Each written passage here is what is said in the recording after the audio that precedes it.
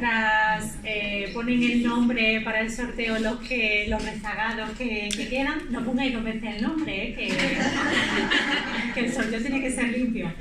Buenas tardes a todos, quería agradeceros como siempre vuestra presencia, la sala llena en estos encuentros planetarios de la Fundación Rafael Pérez Estrada. Gracias por elegir estar una vez más con nosotros. A los que venís por primera vez, esperamos que repitáis y que os guste el formato y estos encuentros que con tanta ilusión hemos preparado a lo largo del año 2019 y vamos a continuar en este año 2020. Además, hoy era un día, bueno, como casi todos en Málaga, especialmente jugoso porque creo que estaba Natibel Preciado en una biblioteca, que había una inauguración de una exposición fotográfica en el Ateneo. Entonces, el hecho de que estén aquí esta tarde todavía es más digno de agradecer y de compartir esa maravillosa tarde que seguro que vamos a pasar con el escritor que nos acompaña hoy. Gracias, por supuesto, al MUPAM por acogernos siempre de tan buen grado y con tanta profesionalidad. Y gracias a Opel Autopreneur, que creo que está por aquí Susana, su directora de marketing y de comunicación, por habernos apoyado en estos 12 encuentros, de los 10 encuentros desde el año pasado hasta ahora, en los que hemos arrancado, y nunca mejor dicho, con ellos, en estos encuentros planetarios que nos han permitido tener en Málaga a autores de la talla de Isaac Rosa, José María Pérez Peridis, Clara Sánchez, Almudena Grandes o Lorenzo Silva, que nos acompaña esta tarde. Es un verdadero placer tener a un autor de la talla de Lorenzo Silva acompañándonos esta tarde. Sobre todo es un placer porque nosotros nos conocimos hace 9 años, en el año 2011, cuando yo trabajaba en Madrid en el CSIC y vino a uno de los encuentros nuestros y aquella tarde fue memorable, yo la recuerdo como memorable, nos divertimos mucho, lo pasamos muy bien, aprendimos mucho, que de eso se trata también. Y ya era un autor muy consolidado y muy conocido, pero en estos 9 años, yo no sé, Lorenzo, y ahora te preguntaré cuando empecemos con la entrevista, cómo lo hace a ese ritmo de publicaciones, de ganar premios, de escribir. Vamos, yo solo conozco un caso en la historia de la literatura que es el de Lope de Vega, que escribía tanto. Sí, publicaba y escribía tanto. Lorenzo, aunque ya también le preguntaremos cómo dio el salto de la abogacía, ¿no?, y del derecho al mundo de la escritura, se licenció en Derecho, trabajó en una gran empresa como abogado y, por suerte, a lo mejor mal para la abogacía, suerte para los lectores, decidió emprender el camino en la literatura. Ha escrito novela juvenil, ensayo, artículos de opinión, colabora asiduamente en diferentes medios de comunicación. Creo que también teatro, hay alguna obra de teatro por ahí en los inicios, y guión cinematográfico. Es decir, ha tocado gran parte de los géneros, sobre todo narrativos, aunque también teatrales. Pero sobre todo, muchos de vosotros, de los que estáis aquí, seguramente lo conoceréis porque seréis fan de la novela negra, de la novela policíaca, en el que es un maestro, como los grandes que tenemos en España, porque tenemos la suerte de tener una cantera de grandes autores que yo creo que empiezan un poco, bueno, seguramente habrá otros, pero que empiezan el boom con Manolo Vázquez Montalbán y que habéis seguido la estela de Manolo Vázquez Montalbán. Su serie más conocida es la que, como todos sabréis, protagonizada por 2 guardias civiles, Bevilacqua, nunca sé cómo se pronuncia, ¿lo he pronunciado bien? Bevilacqua, vale. Y Chamorro, pero además tiene otras muchas títulos publicados. Voy a destacar entre sus novelas Carta Blanca, porque obtuvo el premio Primavera de Novela, Niños Feroces o Recordarán tu nombre. Y sobre todo, una de las que nos ocupa esta tarde, que es Si esto es una mujer, que ha publicado junto con Noemí Trujillo, que ahora también hablaremos de ese asunto. Tiene 2 trilogías, la trilogía de la nostalgia, que comienza con La flaqueza del bolchevique, que muchos de ustedes conocerán porque fue adaptada con gran éxito al cine y que fue finalista del Premio Nadal. El ángel oculto y el urinario, esa es la trilogía de la nostalgia, y luego la trilogía de Getafe, su amado y admirado Getafe, que ha convertido en un espacio narrativo consolidado también en su narrativa, que cuenta con 3 títulos: Algún día cuando pueda llevarte a Varsovia, El cazador del desierto y La lluvia de París. Como ya he comentado, su serie más conocida y famosa es la protagonizada por esta pareja de guardias civiles que investigan y que resuelven casos al más puro estilo de novela negra, pero en nuestro territorio, ¿no? En el ámbito nacional y en espacios reconocidos y reconocibles por todos nosotros. Esta serie empieza en el año 98 con el título El lejano país de los estanques, que ya obtuvo el premio Ojo Crítico, y le siguió El alquimista impaciente, con el que obtuvo el premio Nadal. O sea, él se puede jactar de ser de los pocos autores que ha sido finalista y ganador del premio Nadal, que eso tampoco es muy frecuente. A esta misma serie también pertenece La marca del meridiano, con el que obtuvo el premio Planeta. Ya hemos tenido aquí varios premios Planeta y Lorenzo también ha obtenido el premio Planeta. El último de las series, si no me equivoco, se publicó en 2018 y se titula Lejos del corazón. Lorenzo tiene algo que me gusta, y ahora en el trayecto en el taxi que veníamos, lo ha dejado ver, y yo he pensado, no me he equivocado a la hora de preparar las preguntas, porque esa va a ser una de las líneas también. Es un autor muy abierto a las nuevas tecnologías, muy presente en las redes sociales, con una mentalidad pues muy abierta a todo lo nuevo y a las nuevas formas de lectura, y no en vano ha publicado una serie, o está publicando una serie que se llama Vidas Zip, que están solamente en ebook, es decir, no se pueden comprar en papel. Es una serie dedicada exclusivamente al libro electrónico y tiene ya 10 tomos, por lo que hemos visto. El último, Benjamín en Capri, ¿no? Y el anterior, Maldito Selfie. Los títulos son también para analizarlos. Bien, ya he comentado que ha cultivado la novela juvenil, que bueno, ahora hablaremos también de su faceta de gestor cultural, editor y muchas actividades relacionadas con el mundo del libro, que es lo que nos gusta, es lo que nos apasiona a todos los que estamos aquí. Y por supuesto, es todo un placer por esto y por mucho más que iremos desgranando a lo largo de este ratito que vamos a compartir. Le doy la bienvenida y las gracias infinitas a Lorenzo Silva por hacernos un hueco y estar hoy en Málaga. Muchas gracias.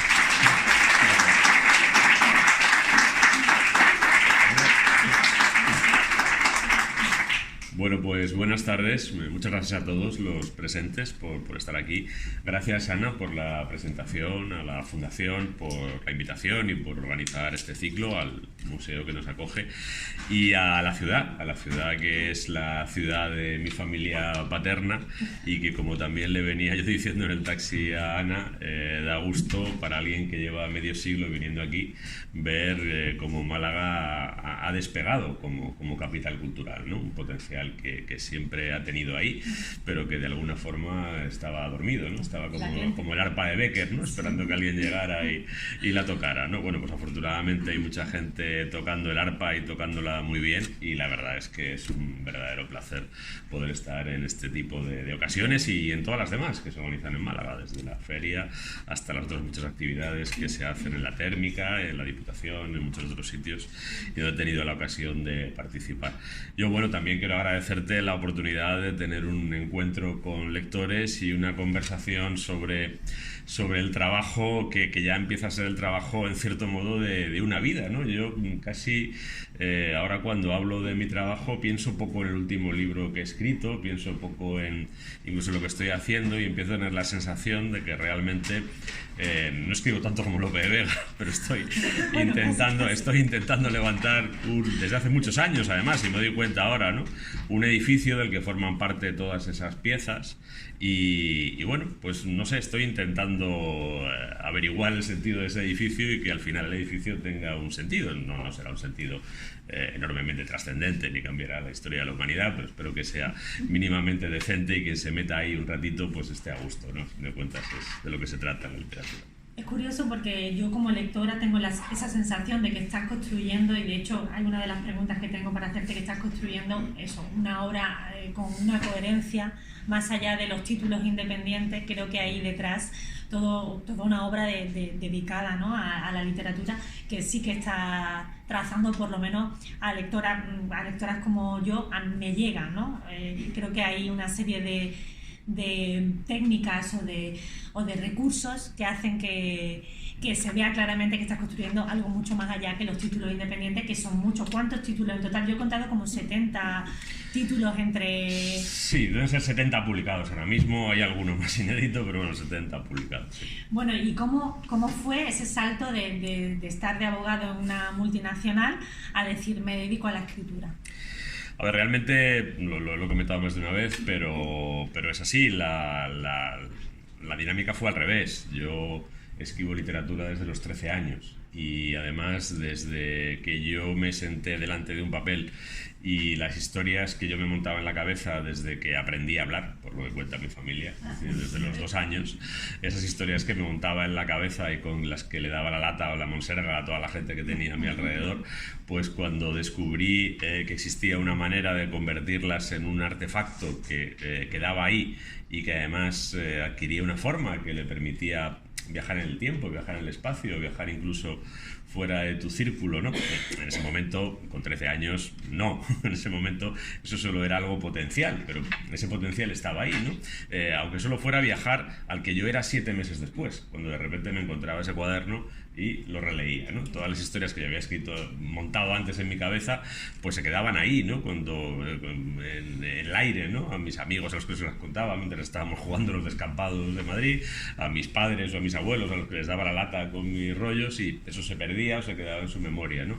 Pero cuando lo escribías, pues quedaba fijado de una manera que hacía posible el reencuentro, tu propio reencuentro y el reencuentro con otras personas, ¿no? Y yo eso, la verdad es que lo descubrí muy pequeño y me fascinó desde el principio y me sedujo completamente. Yo hasta ese momento había tenido todo tipo de ideas más o menos peregrinas, ¿no?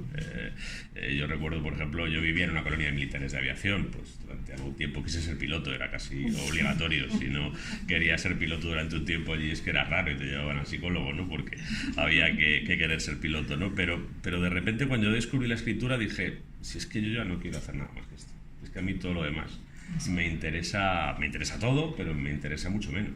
Y es verdad que me interesaba todo, porque yo, bueno, pues no era mal estudiante, era curioso en ciencias y en letras. Al final yo hice bachillerato de ciencias, de hecho no hice bachillerato de letras, y todo me gustaba la física, me gustaban las matemáticas. En un momento determinado me planteé incluso hacer medicina, me planteé muchas cosas, hacer matemáticas incluso, que si hubiera hecho matemáticas habría acertado realmente, porque ahora estaría en la pomada, ¿no? Pero bueno, y no se me daban mal además. Pero bueno, todo eso era secundario, eran cosas que podía hacer, pero lo que yo realmente quería hacer era escribir. Lo que pasa es que también, y cuando con 15 o 16 años, yo creo que no debió ser mucho más tarde, con 17 años como tarde, yo terminé mi primera novela, dije, yo quiero escribir novelas. Era muy mala, era horrible, está escondida oportunamente bajo llave, bajo 7 llaves. Bueno, la primera de hecho no está ni escondida, la quemé, o sea que está destruida y tomé una medida mucho más drástica y mucho más segura, ¿no? Pero me pareció tan no sé cómo decir, tan fascinante y tan absorbente el ejercicio de construir un edificio, ¿no? Un relato largo de muchas páginas, de mucho tiempo, de muchas horas, que yo con 16, 17 años quería ser novelista. Y lo que pasa es que, bueno, pues era relativamente consciente del mundo en el que vivía. Y me di cuenta de que ganarte la vida en España, en cualquier lugar, escribiendo novelas, era prácticamente imposible. Y yo, a diferencia de otros escritores de la historia de la literatura, que bueno, pues disponían de rentas, ¿no? Caso de Proust, ¿no? Proust no trabajó nunca, pero bueno, heredó una fortuna, tenía rentas y se pudo quedar a escribir, ¿no? A mi padre no me podía dejar rentas, mi padre me estaba mirando, oye, que vas creciendo y aquí en algún momento habrá que hacer algo por la supervivencia, ¿no? Tampoco me apretó, pero bueno, yo no vivía en unas condiciones familiares que me permitieran dormirme y dije, me tengo que buscar algo para la vida. Y elegí derecho de una manera un tanto azarosa, pues porque era una profesión muy abierta, que te abría muchos caminos, y por lo que cuento siempre, pero es verdad, son muy importantes las circunstancias biográficas y la coyuntura en la que vives, ¿no? Yo tengo 53 años, eso quiere decir que tuve que hacer la mili, ¿eh? Y hacer la mili era una complicación. Y para sacarme la complicación de encima, yo, como además mi padre era militar, pues me lo contó, me dijo, oye, tú puedes esperar a que te sorteen y te manden a Melilla y terminar la carrera y con 23 años verte en Melilla o en Ceuta, Fuerteventura, donde te toque, o puedes con 18 años presentarte voluntario, eliges a la carta, y no por ser hijo mío, sino que cualquiera que se presente voluntario elige a la carta a la mili, haces 3 meses más, pero los haces donde tú quieras, y bueno, pues eso fue lo que hice, y lo elegí en Madrid, y el primer año de carrera yo hice la mili. Y entonces miré la carrera que tenía menos asignaturas en primero.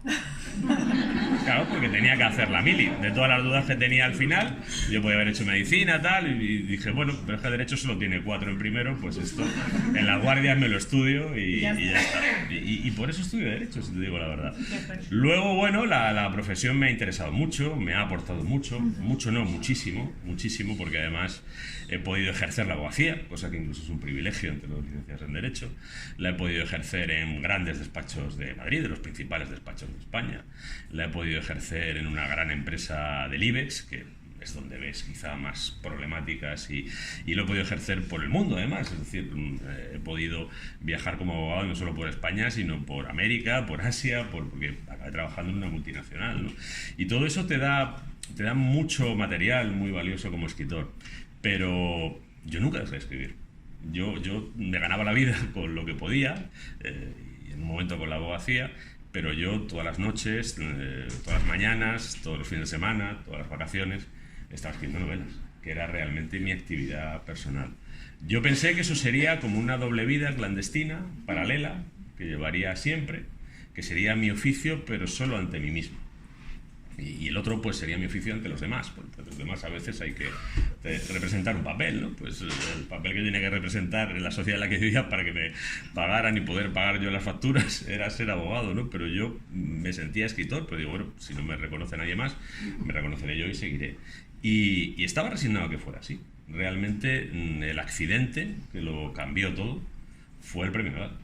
Cuando yo presenté La flaqueza del bolchevique al premio Nadal, una novela rechazada por al menos 10 o 12 editoriales, que yo pensé ya que no tenía ningún futuro, y la presenté al Nadal, pues un poco como quien, digo, en lugar de tirarla al contenedor de mi casa, pues lo tiro al Nadal y ya lo llevarán al contenedor ellos, ¿no? Los manuscritos. Y bueno, pues cuando me llamaron y me dijeron que era finalista, tampoco sabía muy bien qué era lo que significaba eso, pero luego la repercusión que tuvo el libro fue la que en un momento determinado, en muy poco tiempo, en 5 años, me hizo ver que yo podía vivir de la literatura, que era una cosa que para mí era una hipótesis absolutamente inconcebible. Qué bueno. Bueno, y esa afición o esa pasión por la novela negra, ¿de dónde te viene? ¿Algún autor que te haya marcado? O incluso a lo mejor puede que tu vena de abogado también te lleve un poco a querer investigar y a querer transmitir en el papel, pues un poco la labor esa de desentrañar y descubrir un asesinato, un misterio. Pues yo a la novela negra llego como lector. Y llego literariamente, tiene poco que ver con mi faceta profesional como abogado, ¿no? Y fíjate, has utilizado 2 palabras que son interesantes, ¿no? Afición y pasión. Yo te diría que quizá ni lo uno ni lo otro, y a la vez las 2 cosas. Es decir, no es la novela negra lo que a mí más me gusta leer. O sea, no leo de preferencia novela negra, leo mucha novela negra, entre otras cosas. Organizo desde hace ya no sé cuántos años un festival de novela negra en Madrid, como 13 o por ahí, un montón, una barbaridad. Sí, por ahí. Pues, y leo mucha novela negra, pero no diría que es mi género predilecto. A mí me interesa mucho otro tipo de novela, me interesa mucho la novela histórica, me interesa mucho el ensayo, me interesa mucho la literatura de viajes, me interesa mucho las memorias, me interesa mucho el pensamiento, me interesa tanto como la novela negra, no me interesa menos o no me interesa más la novela negra, ¿no? No es mi afición principal, pero bueno, es un género que como lector a mí me ha persuadido y como escritor también me ha hecho sentir que era un artilugio interesante para contar tu tiempo y tu lugar, ¿no? Sobre todo, yo creo que la novela negra funciona mucho en clave contemporánea. Hay quien hace novela negra ambientada en el Imperio Romano, y está muy bien, y además hay quien lo hace muy bien, pero yo creo que el verdadero potencial de la novela negra es la capacidad que tiene de explorar la contemporaneidad, que es muy difícil literariamente. Es fácil hacer literatura sobre lo que tienes a cierta distancia. Hacer literatura sobre lo que está pasando hoy, sobre lo que ha pasado hoy, lo que has leído hoy en el periódico, de quién ha matado a quién en Albacete. Hacer literatura sobre eso es muy difícil, y la novela negra te ofrece un mecanismo que te permite hacerlo, ¿no? Y eso es muy, muy sugerente para mí. Y yo en la novela negra, como lector, encontré a... Bueno, pues yo creo que la culpa de que yo escriba novela negra la tiene Raymond Chandler. Si yo no hubiera leído a Raymond Chandler, realmente no habría visto un lugar en la novela negra para mí. A mí Hammett me interesa, Poe me interesa, Conan Doyle me interesa Jane Thompson, me interesa Sir Kane, me interesa Ross MacDonald, pero me interesan. Ese no es mi camino. Hay muchas cosas que me interesan y que yo no haría nunca, ¿no? Yo vi que yo podía escribir novela negra cuando leí una novela negra de Raymond Chandler. Cuando vi que en una misma historia había intriga, crimen, literatura, belleza verbal, poesía, cuando vi y todo eso tenía un sentido más que trascendía. Cuando vi que una novela negra podía ser un artefacto literario total. Y eso es lo que yo he intentado hacer, con mayor o con menor fortuna, ¿no? Y luego, en ese camino, pues... y eso me apasiona, pero no es mi pasión única. O sea, me apasiona porque me parece que eso que descubrió Raymond Chandler en ese camino que habían abierto otros, que habían abierto desde Edgar Allan Poe hasta el propio Dashiell Hammett, que vino antes que él, y él lo reconoce. Él aportó algo que no existía y que a mí realmente me parece apasionante, pero como me parecen apasionantes otras cosas, como me parecen apasionantes las novelas de Proust o las novelas de Kafka, que no tienen nada que ver, ¿no? Entonces no es mi pasión exclusiva tampoco, es una de mis pasiones. Y la abogacía no me llevó a la novela negra, pero cuando yo llegué a la novela negra, lo que llegó a la novela negra fue un abogado. Claro, esto tiene su influencia, claro, ¿no? Yo cuando leo una novela negra en la que, por ejemplo, hay un asesinato y te cuentan una historia de 500 páginas y tú no ves nunca a un juez, dices, pues, ¿en qué planeta ha pasado esto? Porque yo no conozco ningún lugar del planeta Tierra donde tengas un asesinato y no haya un momento en el que tú no puedas entender nada de la historia sin tener en cuenta que hay un juez de instrucción, que es el que va a tomar medidas que permitirán o no la investigación, que permitirán, por ejemplo, intervenir teléfonos, detener personas, entrar en casas, por lo menos en los estados de derecho, ¿no? Claro. Y aquí estamos en un estado de derecho. Los sitios donde no hay estado de derecho, pues la policía entra en casa cuando quiere, echa la puerta abajo una patada y ya está, ¿no?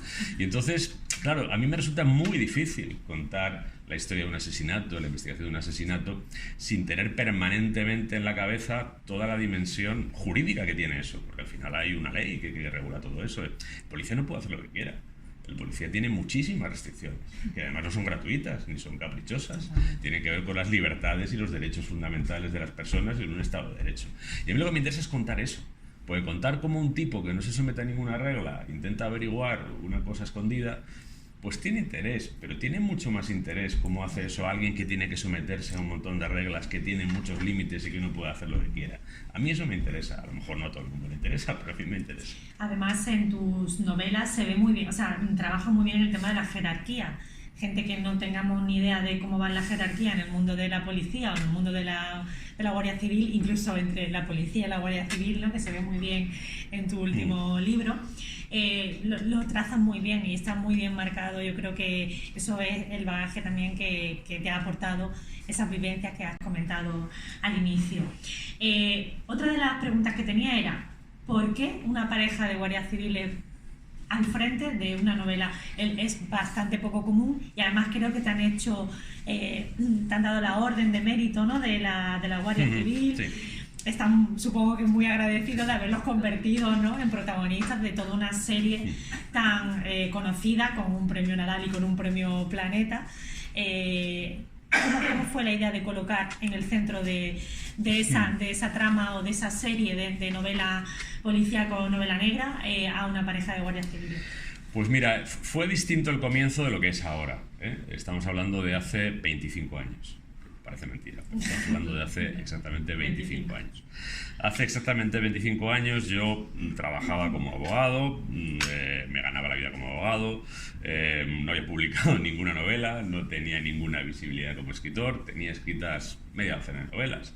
Había hecho cosas muy variopintas, había hecho La sustancia interior, que es una especie de ejercicio casi de ficción alegórica kafkiana, ¿no?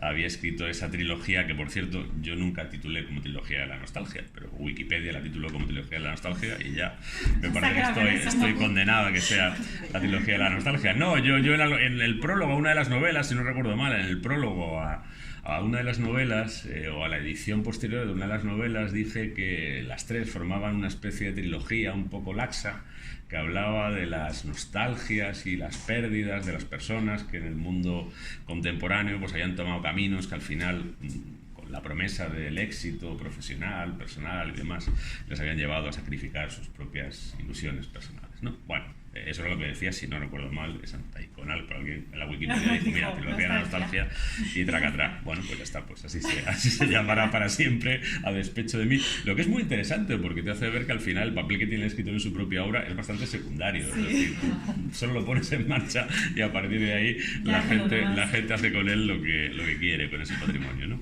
Pero bueno, digamos que había hecho esas novelas, entre otras, y de repente me dije... ¿por qué no probar a hacer una novela policíaca? Es decir, ¿por qué no probar? Yo había ido probando géneros o formatos que a mí me gustaban como lector y no lo había abordado. Lo había abordado en la primera novela que luego publiqué justo en el año 95, que se llama Aviones sin violetas, pero que es una novela un poco rara, es una novela un poco híbrida, ¿no? Y dije, no, vamos a hacer una novela policíaca clásica, o sea, un cadáver, además tan clásica debe empezar con un cadáver. Y con dos señores encontrando un cadáver, así de crudo, ¿no? Y entonces me lo planteé como un experimento, realmente. O sea, me lo planteé como, voy a intentar hacer lo que yo creo que habría que hacer en el campo de la novela negra en España en 1995. Porque yo no estoy en California en los años 40, a mí me fascinan las novelas de Chandler de California en los años 40, pero yo no estoy en California, no estoy en los años 40 y ese no es mi palo, yo no me voy a meter ahí a hacer que pastiches, parodias, mal, peor que él, peor que cualquiera, pues no tiene sentido, ¿no? Entonces dije, bueno, pues voy a ver qué es lo que yo puedo hacer con el lugar donde me ha depositado la fortuna, ¿no? Y empecé a darle vueltas y de repente, pues bueno, pensé... La idea inicial se me ocurrió en la playa, en Mallorca, un verano que yo estaba allí, que parecía una escena muy violenta entre dos mujeres, muy violenta, de mucha violencia moral, no de violencia física, no se tocaron, pero la escena era de mucha frustración, de mucho despecho, de mucha agresividad. Bueno, y yo, pues que estaba allí tranquilamente tomando el sol y vi todo aquello, ¿no? De repente, pues no sé, el color o tal, pues empecé a pensar, digo, ¿qué les puede pasar a estas mujeres? O sea, ¿por qué? Una era una mujer de 50 y tantos años, la otra era una mujer de 20 y muy pocos, muy atractiva. ¿Qué les pasará a estas dos mujeres? No se parecían, no parecían madre e hija ni nada de eso, o sea, debía haber otro tipo de relación, ¿no? Y yo empecé a fantasear con qué les pasaba, y luego de repente dije, pues mira, esto puede ser el punto de partida, vamos a matar a una. A ver, yo esto no lo digo. A ver, a mí me gusta frivolizar con la muerte. Acabo de hacer una cosa que suelo repudiar bastante, ¿no? Creo que la novela policíaca, uno de los retos que tiene es acercarse al crimen, acercarse a la muerte. El crimen y la muerte, ante todo, son dolor humano, a veces vitalicio, y eso merece mucho respeto. Pero el punto de partida de una novela policíaca es que tienes que matar a alguien. Y entonces, de repente, a mí me pareció que la que me podía funcionar como víctima era la joven. Y además pensé que era interesante que durante, por lo menos un tiempo, la sospechosa fuera la otra mujer. Porque alguien hubiera presenciado un enfrentamiento como ese y entonces hiciera pensar que era ella, ¿no? Y yo partí de ahí. Honestamente partí de ahí. Además dije, mira, está bien porque es Mallorca, que es una isla turística, con lo que en el fondo hablas del verano, del turismo, la primera industria del país, cómo España depende de una manera dramática del turismo, qué impacto produce en una sociedad su orientación total a un monocultivo, una industria tan predominante, ¿no? Como pasa en muchas zonas de las Baleares y en alguna otra isla. Y dije, pues aquí hay material para hacer una novela, ¿no? Una novela negra con todo lo que yo creo que tiene que tener, con personajes, con un crimen que tenga un conflicto, que tenga un misterio, que tenga un trasfondo social interesante, que te sirva para hablar del tiempo, del lugar. Y entonces digo, bueno, y ahora pues alguien tendrá que meter las narices aquí. Yo sinceramente hasta ese momento tenía prácticamente todo el potaje armado y no sabía quién iba a mirar, y entonces yo pues de esto no cogí un folio porque cojo pocos folios, pero digamos que en la mente sí que puedo poner un folio y decir, pues podría ser un detective, podría ser un periodista, podría ser un juez, podría ser un jubilado, podría ser una jubilada, o sea, por puede ser cualquiera y de todo puede ser un preso. Vamos, de todo eso hay ejemplos en la literatura policíaca, ¿no? Y de repente, después de mirar muchas cosas así raras, digo, vamos a ver, espérate.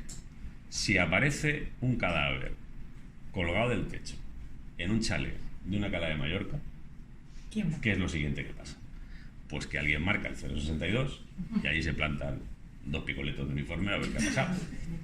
Ese es el camino, ¿no? Y entonces de repente yo me quedé así y dije, Guardia Civil. Y entonces dije, Guardia Civil. Y dije, ¿qué novelas he leído yo donde un guardia civil sea investigador? Y digo, ninguna. Ítem más, ¿qué novelas he leído yo donde un guardia civil sea algo más que un personaje grotesco, malvado, tonto, o grotesco, malvado y tonto a la vez? Ninguna. Vamos a ver, ahí ya soy un poco ligero. Hay un par de novelas, Guarda de Presos, El fulgor y la sangre de Aldecoa, pero no son novelas policíacas, son novelas que hablan un poco de la realidad.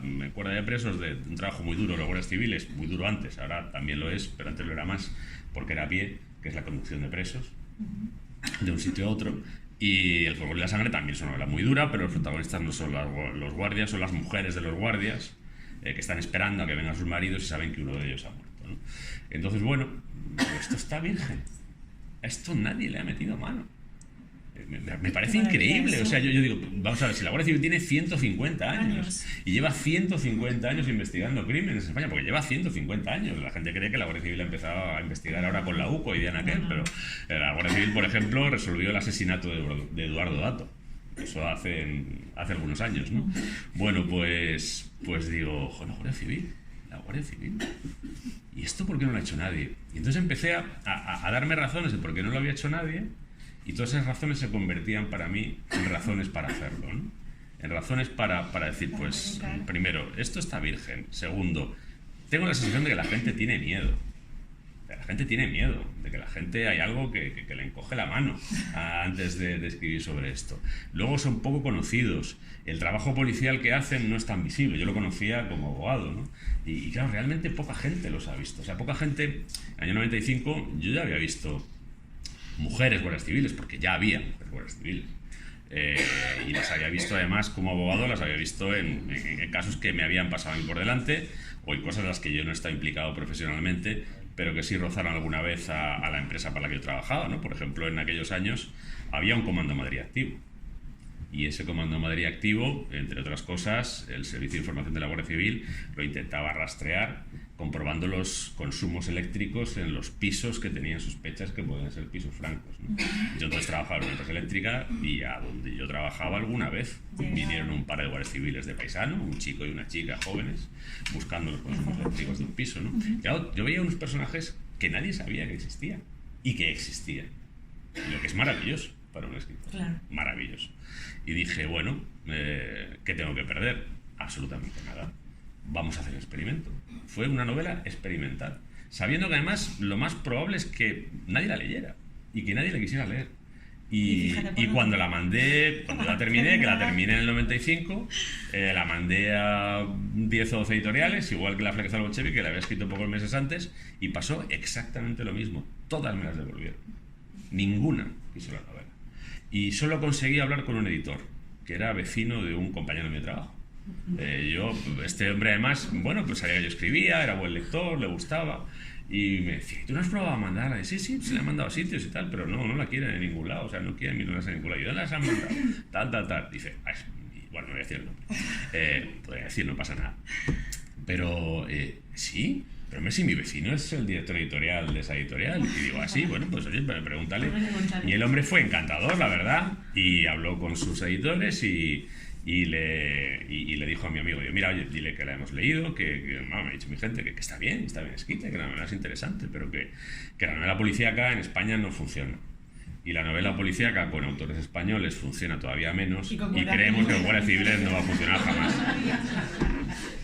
Y esa es la realidad, ¿no? Esa es la realidad del comienzo. ¿Por qué he seguido luego? Si quieres eso te lo cuento después para no alargarme mucho. No, justo ahora te iba a preguntar porque, bueno, en la última novela, que además has escrito junto a Noemí Trujillo, que creo que es tu mujer, ¿no? Es mi mujer. Pues has pasado de los guardias civiles a la policía y has creado un nuevo personaje que es fantástica, la policía Manuela Mauri. La novela se lee, se ve en 2 tardes porque no puedes dejar de leer y de querer saber qué pasa. Esta novela, aparte de que ahora quiero que me cuentes también cómo ha sido proceso de escritura a 4 manos, que no se ven las costuras, hay un tono cierto, bueno, tú tienes cierto tono poético en tu narrativa, pero aquí yo creo que también puede ser mano de Noemí, ¿no? Sí. Alguna de las imágenes muy potentes poéticamente, pero está basado en un caso que creo que es real, de una prostituta que aparece en varios vertederos de Madrid. Y a partir de ahí crean la ficción. Entonces, bueno, son dos cuestiones. Por un lado, cómo ha sido el proceso creativo de esta novela, y por otro lado, cuánto hay de realidad en tu ficción y cómo surge la idea de utilizar este caso para hablar de cosas tan reales y tan duras como la trata de mujeres o la prostitución o este tipo de casos que parecen espeluznantes, pero que realmente han sucedido en realidad. Pues a ver, por ir por partes, el trabajo a 4 manos es una cuestión de organización, de transacción, de entendimiento y de trabajar con alguien con quien compartes una mirada y con quien compartes un objetivo, con quien compartes una interpretación de lo que estás contando, ¿no? Si no tienes todo eso es mejor no empezar, porque no va a salir bien. Si tienes todo eso, pues es cuestión de ir acercando las posturas y las miradas de los dos, encontrar cuál es el tono con el que se va a trabajar, cuál es el carácter del personaje y poner las 2 cabezas y las 4 manos al servicio de ese personaje y de esa historia, ¿no? Pero eso yo lo hago en todas las novelas, lo que pasa es que en esta pues lo haces con otra persona. Estás doblado, sí. ¿no? Claro. Sí, pero también tienes una cosa que tienes más brazos, es decir, que puedes ir un poco más rápido una vez porque te puedes repartir la escritura a base del texto y entonces al final, pues bueno, y luego también yo el resultado es más rico porque al final, como tú comentabas antes, se juntan 2 miradas y se juntan miradas que son complementarias y que ven cosas diferentes. No sé, ponerte 2 ejemplos que son muy claros. Yo todo lo que tiene que ver con cuando Manuela tiene que tratar con el juez de instrucción, cuando tienes todo lo que tiene que ver con el procedimiento penal, hombre, yo tengo esa formación, lo he vivido profesionalmente, Noemí no. Pues ahí yo aporto algo que ella a lo mejor no puede aportar, ¿no? Pero cuando yo estoy intentando contar, y lo he contado yo también, no lo ha contado solo ella, pero cuando yo estoy intentando contar en esta novela qué hago con ella y puedo hablar con ella, pues cómo se siente, por ejemplo, Manuela, que es una mujer que ha tenido una pareja anterior de la que está divorciada, que es el padre de sus hijos, que ha tenido otra pareja que acabó la cosa fatal, que ahora tiene una nueva con la que está cagada porque no sabe si va a salir bien o no, que además tiene que hacer malabares con el trabajo, con los niños, con la casa. Claro, pues ahí hay muchas facetas que incluso aunque ese capítulo lo escriba yo, no es lo mismo hacerlo yo solo que hacerlo hablando con ella. Aparecen matices que son muy concretos y que vienen de ahí, ¿no? Entonces, bueno, yo creo que es un arte como todo, tiene un aprendizaje y tiene una negociación, pero no es tan difícil si te entiendes con la persona, ¿no?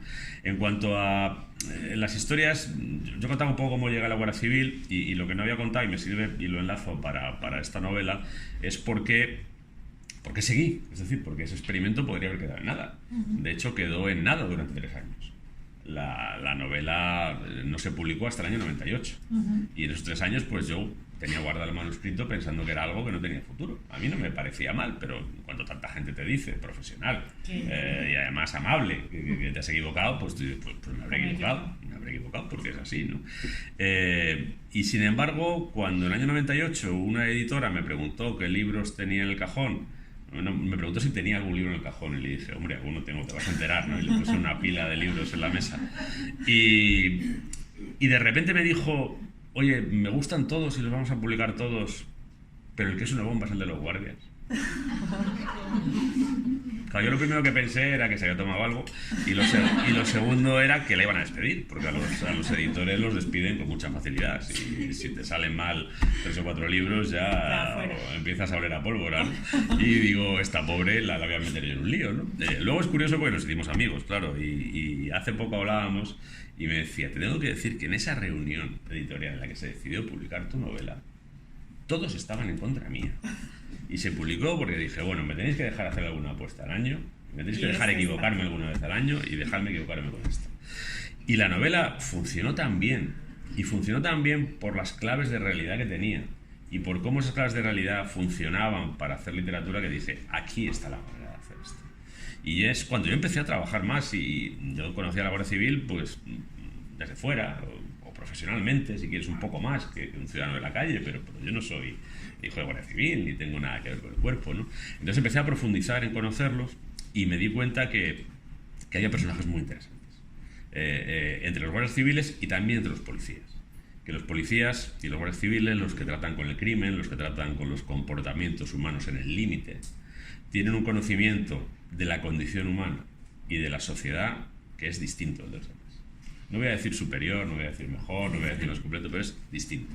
Y es muy especial. Y a veces tiene un grado de profundidad sobrecogedor. Y eso, claro, es material literario de primera, ¿no? Y así he seguido trabajando con Bevilacqua y lo mismo he intentado hacer con Manuela. No es la primera vez que yo escribo historias donde la protagonista es un policía, ¿no? Una policía. Hay una novelita muy corta que se llama Muerte en Reality Show, que el investigador es un policía. Hay un cuento anterior en el que sale Manuela, que se llama Carabanchel Blues, donde la investigadora es ella. De hecho, ya nace en un cuento, ¿no? En esta novela. Un cuento que escribí yo solo, además. Pero bueno, después de mucho tiempo con guardias civiles dije, los guardias civiles a mí me están sirviendo para algo que me interesa mucho, porque mis guardias civiles además son de la unidad central, con lo que se mueven por toda España, incluso fuera de España. Han ido a Afganistán, han ido en todos los lugares donde está España. Es decir, mis personajes son una manera de contar el país, mi país, España, en toda su diversidad y en todas sus contradicciones, pero con ellos yo no puedo hablar mucho de mi ciudad. Alguna vez, alguna cosa ha pasado en Madrid. Yo soy madrileño, nacido en Madrid, he vivido en Madrid la mayor parte de mi vida, he vivido algún tiempo en otros sitios, y tengo otros lugares, pero Madrid es mi ciudad. Y los crímenes de mi ciudad los resuelve la policía, no los resuelve la Guardia Civil, ¿no? Y entonces, bueno, pues dije, voy a jugar con un personaje de policía para ver si esto puede funcionar. Y hice lo mismo que he hecho con Bevilacqua, es decir, yo me podría haber inventado una trama truculenta de un asesino en serie que fuera matando a la gente y le fuera grabando en la frente signos del zodiaco o yo qué sé, cosas... las muchas cosas que se pueden hacer, ¿no? Pero yo tengo un problema con eso. Tengo el problema de que creo que eso en cierto modo frivoliza lo que decía antes. Frivoliza la muerte, frivoliza el crimen y por tanto frivoliza el dolor.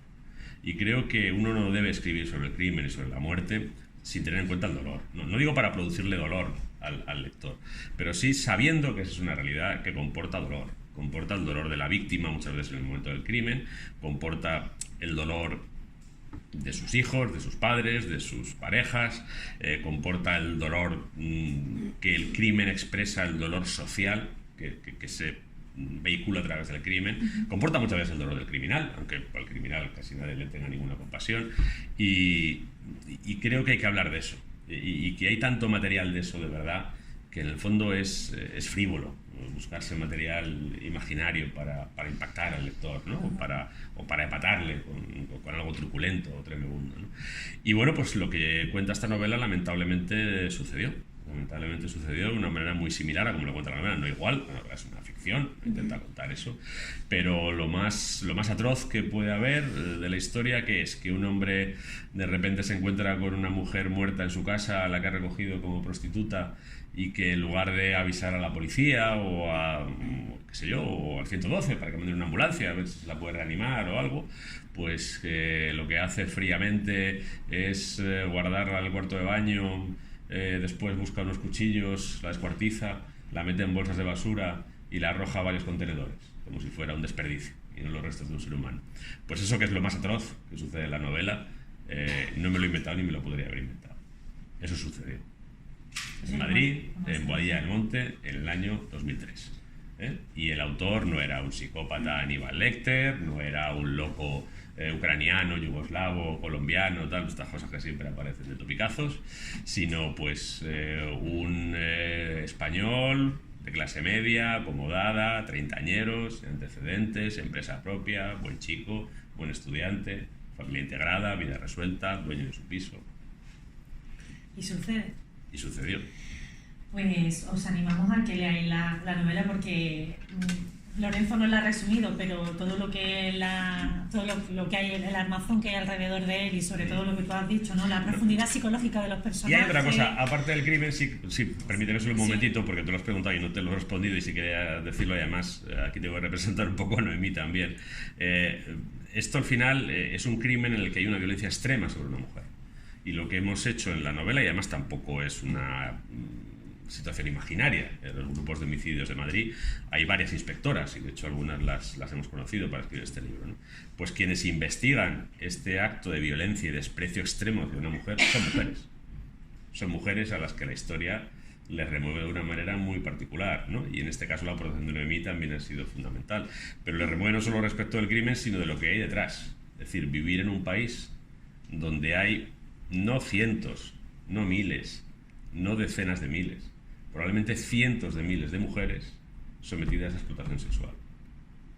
Y frente a ello hay un debate social prácticamente inexistente.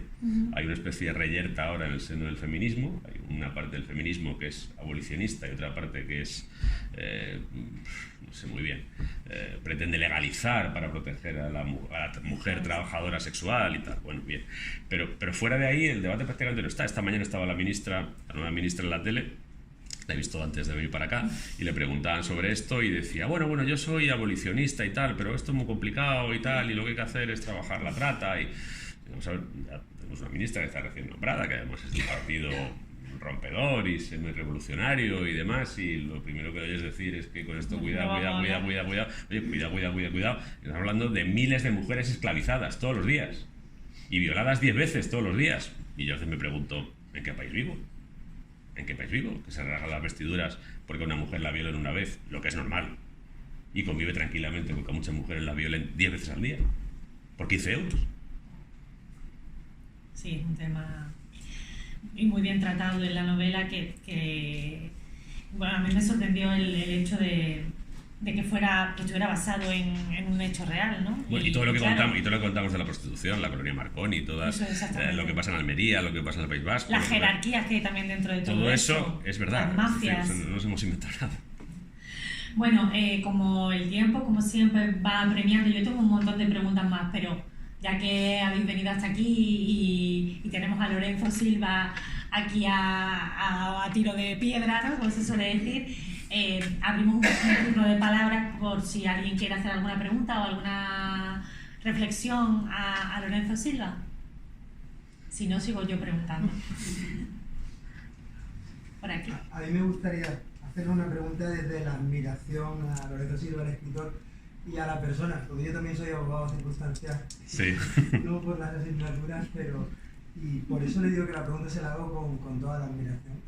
¿Cuál es el papel que tendrían que jugar los intelectuales ahora mismo en el momento que vive España? ¿Cómo conseguir?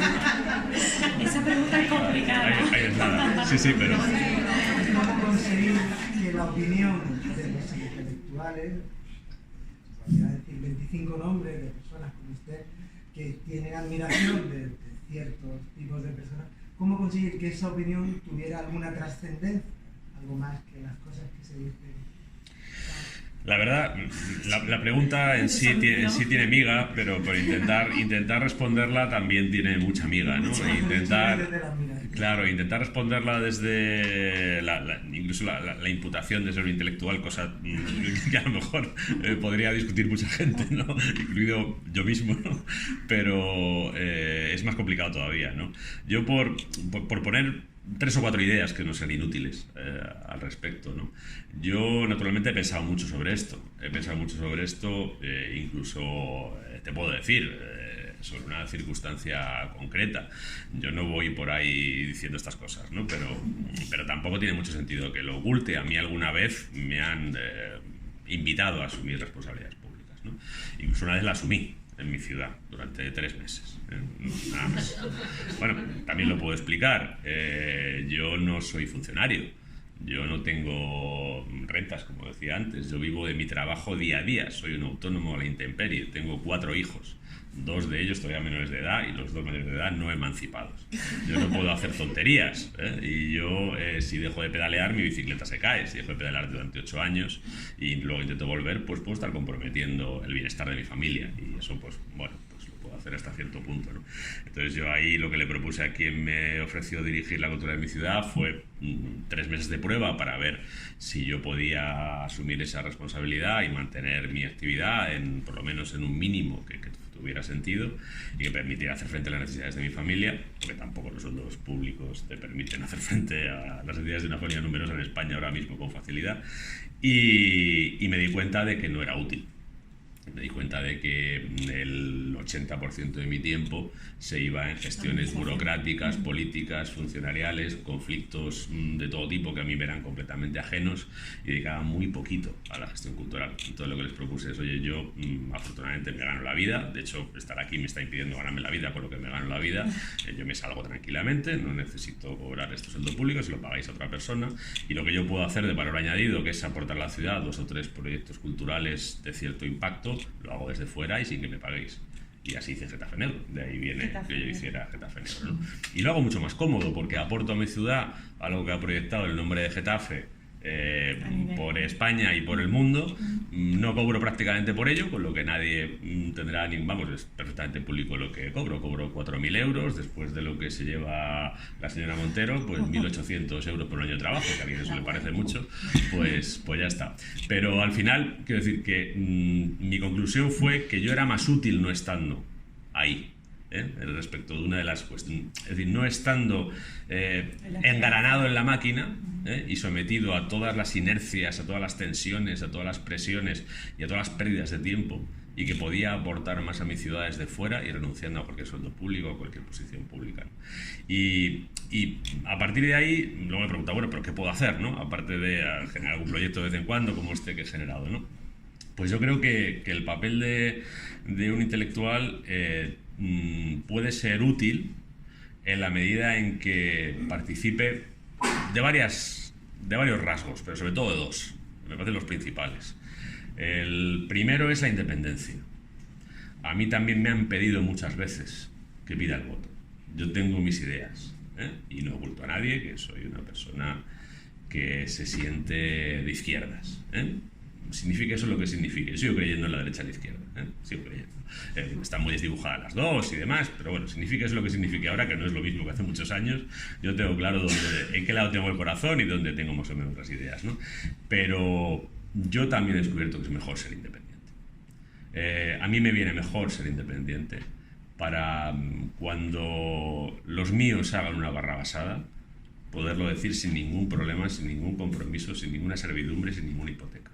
Y cuando los de enfrente las hagan, decirlo desde la tranquilidad de que no me duelen prendas si fueran los míos. Y creo que así un intelectual es mucho más valioso, o por lo menos su pronunciamiento público tiene más valor. Y el otro rasgo que creo que hay que preservar es hablar de aquello que conoces o te has tomado la molestia de conocer. Hablar de aquello que desconoces. Hablar de aquello en lo que tocas de oído.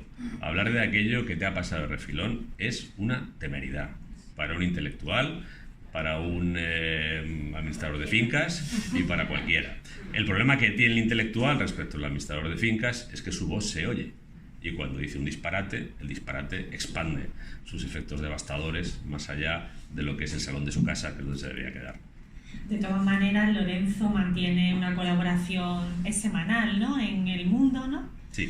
Que precisamente uno de sus últimos libros, que vamos a sortear ahora un ejemplar, donde uno cae, creo que el título va muy bien, donde uno cae, ya está haciendo también una labor de, bueno, pues de contar desde su particular visión como escritor la realidad y el día a día, ¿no?, y los hechos que van sucediendo. Creo que había alguna pregunta por allí. Sí. Yo quería saber para cuándo la próxima aventura de los picoletos de... Ya mismo, ¿no? Y si en ellos cuando apareciera Málaga sería muy bonito porque siempre te da mucho gusto leer. Sí. Por ejemplo, imaginarse ese chamorro cuando va conduciendo. Ya vinieron por aquí, ya vinieron por aquí. Sí, Sí. pero de una forma más... Más de lleno, más de lleno. El tránsito hacia Gira, cuando va con el coche. Sí, han venido un par de veces, de hecho. Sí, ahora que lo pienso, un par de veces. Pues a mí me Sí. gusta mucho esa chamorro al volante y ese Bevilacqua medio dormido. Sí, ya es mayor el pobre, ¿qué le va a hacer? De noche y ahí viviendo un paisaje en Soto Grande. Sí. ¿Para cuándo entonces una historia de... Otra nueva. Pues a ver, por partes. La nueva la estoy escribiendo. La estoy escribiendo y la llevo ya muy avanzada. En principio, si todo sale como debe salir, saldrá en mayo. En mayo de este año. No tiene nada que ver con Málaga. Tengo que decirlo. No tiene nada que ver con Málaga. De hecho, sucede... Vuelve un poco al principio, es la 10ª novela. Y entonces vuelvo a las Baleares, solo que a otra isla de las Baleares. Y también vuelve al pasado de Bevilacqua. Al pasado más remoto de Bevilacqua como Guardia Civil, que es el País Vasco. Y el tiempo que él pasa, que no es mucho, pero siempre se sabe que ha pasado un tiempo en la lucha antiterrorista. Y creo que es una historia que hay que contar. Ahora hay que contarla ya. Y hay que contarla. Durante mucho tiempo yo la he querido contar y no la he podido contar. No la he podido contar o porque me faltaba información o cuando la tenía porque no la podía dar. Pero ahora tengo la información y ahora ya se puede dar. Porque afortunadamente esta gente ha desaparecido.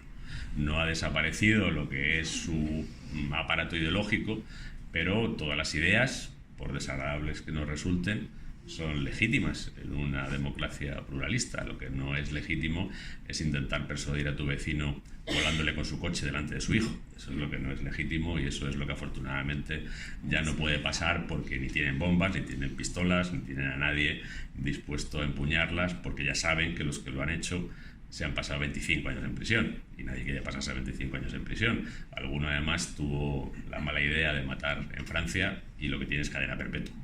Bueno, en Francia hay cadena perpetua y nadie quiere cadena perpetua ni 25 años de prisión. Entonces, bueno, pues ahora se puede hacer esa historia y voy a intentar entrar en ella bastante a saco además, porque creo que últimamente se está imponiendo un relato muy tibio, muy de confortarnos a todos. Y esta es una historia muy incómoda para todo el mundo. Aquí nadie tiene que estar confortado. Y yo he vivido mi infancia en una colonia militar, a mí me han volado un vecino. Yo he vivido toda mi niñez amenazado. Ellos dicen, hemos sufrido mucho el País Vasco, perdona, donde más gente ha matado ETA es en Madrid. Con mucha diferencia. La ciudad más castigada por ETA ha sido Madrid. Y luego encima vino el 11M para recastigarla todavía más. O sea que a mí que alguien me venga a llorar de que yo soy la víctima número uno, no. Aquí víctimas ha habido muchas. Y no se trata de rencores, ni de ajustes de cuentas, ni de resucitar fantasmas muertos. Se trata de que no maquillemos ahora las cosas, ni pongamos pomadas para que la gente pueda convivir con su memoria incómoda, ¿no? Sin hacer frente a las cosas que no hizo bien. Eso es lo que creo que no se puede consentir. Y bueno, yo voy a hacer una novela policíaca, tampoco voy a hacer una cosa que es muy ligera, pero en el fondo va de esto, y quiero que entre a fondo en esto, porque si no, no tendría sentido. Y lo de Málaga ya veremos. Hombre, Apúntalo. a ver, material lamentablemente no falta. Como todos sabemos, material lamentablemente no falta, ¿no? Y a mí es algo además que hasta cierto punto me preocupa. O sea, me preocupa cómo España ha hecho algo, que no lo ha hecho solo en Málaga, lo ha hecho en muchos sitios, que es fomentar parte de su prosperidad económica en lavar dinero de no se sabe quién y obtenido no se sabe cómo. Y eso son miles de millones de euros que han afluido al PIB español, a lo mejor decenas de miles de millones de euros que han afluido al PIB español en los últimos años. Y, bueno, pues por eso luego nos acaban pasando las cosas que nos pasan, ¿no? De repente alguien está en Estepona y aparece un tipo con un Kalashnikov. Bueno, hay una por allí detrás y ya lo dejamos porque si no, no nos va a dar tiempo al sorteo y queréis llevarlo en los libros, ¿no? Es cortita. Me Sí. gustaría saber de dónde sacaba ese nombre tan sonoro de Bevilacqua. Cuesta tanto trabajo. Lo he contado muchas veces, tengo la sensación, si hay alguien que me haya oído alguna vez, le pido perdón porque se va a aburrir como un muerto. Intentaré contar los chistes además de manera diferente para que no sea muy... A ver, esto tiene una historia que es perfectamente confesable, ¿no? No es así muy sofisticada, pero es la realidad. Yo cuando pensé que mi protagonista iba a ser un sargento de la Guardia Civil, dije, vamos a ver, aquí hay un peligro muy grande, que es que alguien piense que esto es una novela castiza. Yo no tengo nada contra el casticismo, me parece, bueno, pues una postura ante la vida perfectamente legítima y que ha dado incluso algunas piezas interesantes, ¿no? Tanto literarias como de la zarzuela, como de muchas cosas, ¿no?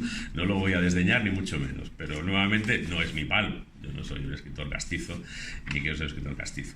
Y entonces me planteé vacunar al sargento de la Guardia Civil contra el casticismo haciéndolo solo medio español. Tiene que ser español, porque si no, no puede ser Guardia Civil. Pero haciéndolo solo medio español. Y además esto ahora ya se da. Hay algún guardia civil negro, hay algún guardia civil con rasgos absolutamente indígenas de Colombia o de Ecuador, ¿no? Bueno, pues digo, pues lo voy a hacer medio latinoamericano, argentino, no, que está muy visto, uruguayo. Y además uruguayo, que es pues pequeñito, que a la gente no le llama mucho la atención. Y también, bueno, pues el apellido puede ser italiano. Bueno, en Uruguay hay muchos. Y bueno, empecé a pensar en apellidos italianos. Muy abiertamente, muy de, vamos a ver, y claro, al final, o al principio, perdón, uno siempre va a lo tópico, ¿no? Todos mis apellidos italianos acababan en I, y digo, esto como que es da un poco de grima, ¿no? Que sea tan obvio el apellido. Y entonces yo tenía un jefe que entonces no trabajaba ni siquiera, era muy joven. Bueno, había tenido un jefe muy recientemente, porque yo entonces trabajaba en un despacho, trabajaba todavía en la empresa eléctrica, que era argentino, y que se llamaba Montefalcone. Se llamaba Rubén Montefalcone. Y un amigo que tenía entonces, que trabajaba también en el despacho, decíamos siempre, ¿qué nombre tiene este tío? Es de comprárselo. O sea, tú te imaginas, tú llegas y dices, yo soy Lorenzo Silva, yo soy Rubén Montefalcone. ¡Wow! Se para el mundo. O sea, se para el mundo, ¿no? Y entonces durante un tiempo estuve, Rubén Montefalcone, pero no podía nombrar, no podía poner el nombre de una persona que existía, que había sido mi jefe. Digo, no, Montefalcone no me vale, pero hay que buscar una cosa parecida. Y estaba yo ahí torturado, literalmente torturado, porque estas cosas a los escritores, que somos una especie de neuróticos paranoides, nos pueden llegar a torturar. Un verano, además, que recuerdo que tenía ya tenía la novela en la cabeza completamente, y estaba tumbado no estaba viendo nada, tenía el televisor encendido y había un campeonato de atletismo, eso que hacen en verano, ¿no? Que todo el mundo está en el sofá y entonces quiere ver a la gente saltando, corriendo, sudando y tal, y entonces estás en el sofá sesteando, ¿no? Y era la final de salto de altura femenino. Y entonces, de repente aparece, ¡pum!, una chica ahí haciendo esto del salto de altura, y aparece sobreimpresionado el nombre, y veo la bandera italiana, y digo, mira, es italiana. Y miro, y pone Antonella Bevilacqua. Y digo, ¡ostras! Este es. Y de ahí viene. Luego el apellido es un apellido del Véneto, es un apellido que tiene origen medieval. Hay de hecho un pueblo que se llama Bevilacqua en el Véneto, hay 2 calles de Bevilacqua en Venecia, la corta y la larga. Y parece que es un mote, como muchos apellidos, originalmente es un mote. Y es un mote para borrachos. Es decir, a los borrachos les decían, oye, bebe agua alguna vez, ¿no? Eso es lo que significa Bevilacqua, ¿no? Bebe agua, bueno, bebas vino todo el tiempo, ¿no? Y bueno, y de ahí es de donde viene el apellido, esa es la historia, y bueno, es un apellido que luego, curiosamente, fui a Uruguay, fui a Montevideo, donde estuve visitando muchos barrios para ver su calle, donde había vivido, tal, o sea, todo eso lo tengo totalmente mapeado, ¿no? Pero estando en Montevideo me organizaron una charla en una biblioteca pública en San José, que es una ciudad en el interior, a 2-3 horas en coche de Montevideo. Y me voy a San José y me dice la biblioteca de San José, aquí hay un montón de bevilacquas. Pero un montón, no uno ni dos, un montón. Y entonces digo, pues mira, pues ya me has dado un dato más. La familia de Bevilacqua viene de San José y además es real. Qué bueno. Bueno, la última ya para finalizar. Yo quería preguntarte que cuando te documentas para lo que has dicho anteriormente de Málaga, de lavado de dinero y todo eso, después tendrás que disfrazar los nombres, porque si no, me imagino que irían buscando ya. Bueno, eso es una cosa, no sé, también me lo dice mi madre, pero yo parto de una convicción, ¿no? Yo primero solo hago ficción. Bueno, miento, yo hago reportaje de sucesos también, y lo he hecho sobre crímenes reales. A mí me han demandado una persona que estaba no solo imputada, no solo investigada, no solo procesada, sino en prisión incondicional, acusada de asesinato, porque finalmente lo absolvieron. Yo había escrito un reportaje y me demandó, diciendo que le había difamado en ese reportaje. Afortunadamente, como además de escribir reportajes y novelas, me tiré 5 años en la Facultad de Derecho, escribí el reportaje con cuidado, y cuando llegó la hora del juicio, pues se vio que yo no lo había difamado. Yo lo que contaba era lo que había pasado, que le habían procesado, que le habían detenido, que la fiscalía lo acusaba, que al final me libré, ¿no? Me refiero a la mafia. Sí, bueno, pero al final la mafia, si tú te metes muy en su terreno y empiezas a contar negocios concretos suyos, puedes tener un problema. Si lo leen, que tampoco leen mucho, que es lo que le pasó a Saviano. Saviano, lo que pasa es que de alguna manera su libro se hizo popular y entonces, si no, no habría pasado nada, si no, no habría pasado nada. Y contaba cosas concretas que algunos se dio por aludido, ¿no? Pero vamos a ver, que la mafia existe, que la mafia trafica con drogas, que trafica con personas, que blanquea dinero, que compra propiedades, que es dueña de hoteles, que es dueña de restaurantes, que compra ayuntamientos, que ha tenido alcaldes de España en nómina. Todo eso es Vox Populi, no lo voy a revelar yo ahora, ¿no? O sea, soy absolutamente inofensivo, simplemente estoy recogiendo algo que está ahí. Y yo en las ficciones siempre lo que hago es... También quiero tener la libertad de trabajar con los personajes de ficción, porque yo cuando escribo una novela no quiero hacer lo que tengo que hacer cuando escribo un reportaje. Yo quiero en la novela decir, y este señor es el que ha cometido el crimen. Y para eso necesito la libertad que me da un personaje de ficción. En una novela no puedes decir, según la fiscalía, pues la novela queda completamente desleída, ¿no? Entonces la ficción no solo es una manera de protegerme frente a esas cosas, sino también de poder contar las historias a fondo y de manera que, bueno, pues que al final... mira, y yo me inspiré en casos reales varias veces, esta novela, pero también La estrategia del agua está basada en un caso real, y me llegó a escribir, mira, eso te lo puedo contar, me llegó a escribir la novia del que estaba en la cárcel como sicario y autor material del asesinato. Y me dijo, a usted le ha comido, me gustaría hablar con usted, porque usted es la Guardia Civil, le ha contado una película que no es y tal. Digo, no se confunda, yo he escrito una novela. Y en la novela además el sicario es serbio y si no me equivoco su marido es español de origen colombiano, y además estoy contando cosas que no se le han imputado a su marido, o sea que esto es una novela. Y ya está. Bueno, pues vamos a pasar al sorteo rápidamente para que también dé tiempo a que firmen un ejemplar. Yo creo que la mano inocente tiene que ser Lorenzo, sí, que es aquí. ¿Y cuál sorteamos primero? ¿Cuál queréis? Bueno, ¿cuál queréis? El primero. Este, venga, espérate, vamos a... No, así no. Vamos a... Ya remueve. Sorteamos este, ¿vale? Si esto es una mujer. Ya está ella, está desactivado cualquier sesgo. Y no me han dicho cómo hacerlo. A ver. Pues aquí pone Eileen Giluli. Bueno, pues para ti.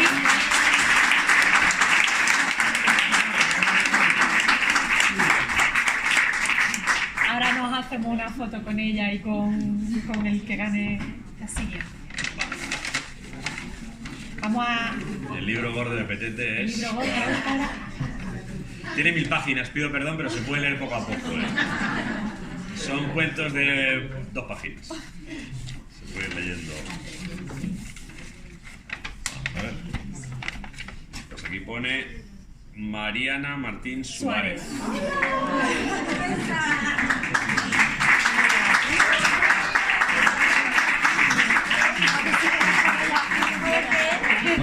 Poneros aquí si queréis y ahora nos hacemos una foto.